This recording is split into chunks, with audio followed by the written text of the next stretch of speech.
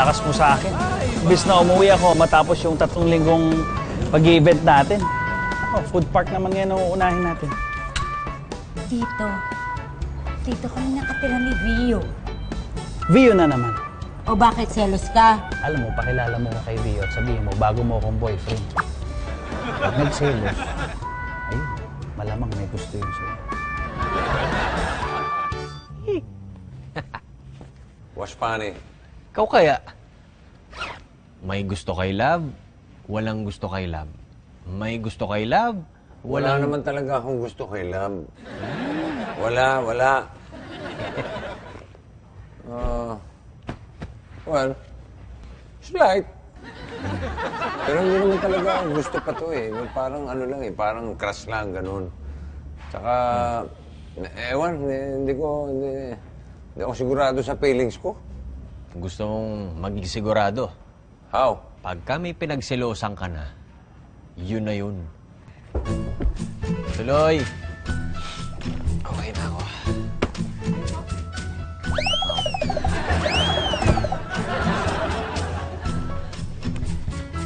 Everybody, my BF, my boyfriend. Akala ko anak mo. Vino. Yes. Hindi, sabi ko, Vino, hindi Vio. Vino name niya. Diyan mo na pinayupo sa pwesto ko, dinikit mo pa yung tunog ng pangalan niya sa pangalan ko. Galing. Hi! Hi. Meron ba naman naghahay na hindi humaharap sa kausap? Meron ako. Anyway, meron kasing kailangan ko pa ng stall dun sa food park eh. Yung mga nandun lang yung kay Chef Vino. Pagkatapos yung kay Mr. Y, yung street food niya. At saka yung sa malamig ni Bolina. Gusto mo sumali? Busy ako. Okay. Sige. Bye. Ano ba? Sinabing busy ako. Hindi ka nagsiselos? Hindi. Okay, hindi. Init na ulo. Walang problema sa akin yun. Pero, sabihin muna natin kay Vio. Okay lang ba sa inyo na nandito ako? Kailangan ko pa siyang ayusin yung street food eh. Oo naman, Mr. Y. Bahay mo to, no? Okay. Vio, dito ka na. Ayoko. Hindi ko gusto, View. Vino. O ano, tatawag-tawag ka ngayon. Sabi ko, Vino. Hindi Vio. Nakakalito kasi. Chip na lang ay tawag mo dyan. Total, chip naman eh. Oh? Hindi. Ganito na lang, para hindi nakakalito, para mas malinaw. Lovey. Honey na lang ang tawag mo sa akin. Honey. Honey. Okay. Di honey.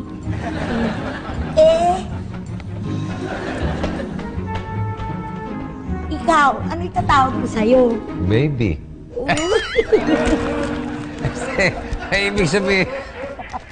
Ibig sabihin, huwag kang maingay dahil baka magising ang baby. Wala naman dito yung baby, no? Nandun sa lola ni Nuka niya. Ano?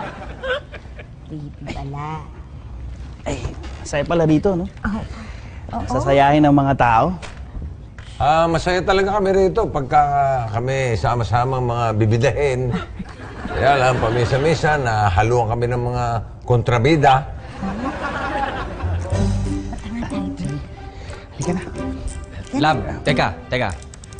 Ngayon nyo sabihin kay Vio yung plano nyo ni Vino. Anong plano? Kasi dito muna siya makikituloy habang may food park eh. Ba't di nyo muna sa akin sinabi?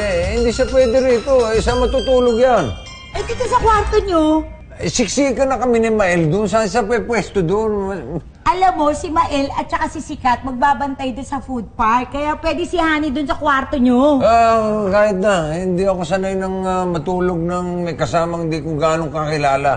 Sige, di sa kwarto na lang ako nila matutulog. Huh? Oo. Hindi ka na. Dali! Bakit? Bakit?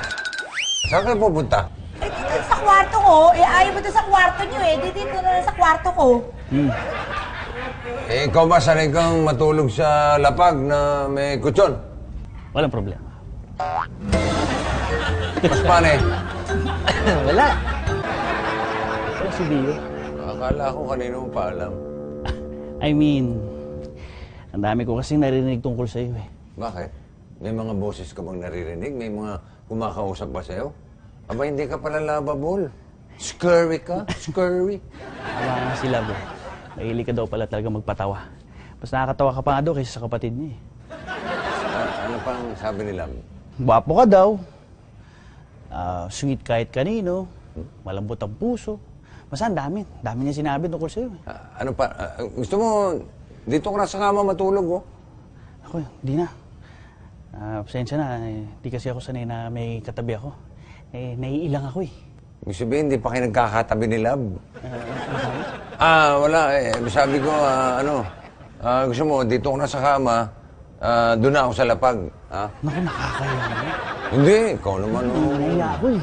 Para ka namang iba eh. Hindi ka naman iba. Ikaw ang bisita, kailangan ang the best sa'yo. Okay? Ano pa ang sabi ni Love tungkol sa akin? Wala. Buti na lang. Sabi ni Love, nagwapo ako. Na malambot ang puso. Sweet kahit kanino. Kung hindi, nako.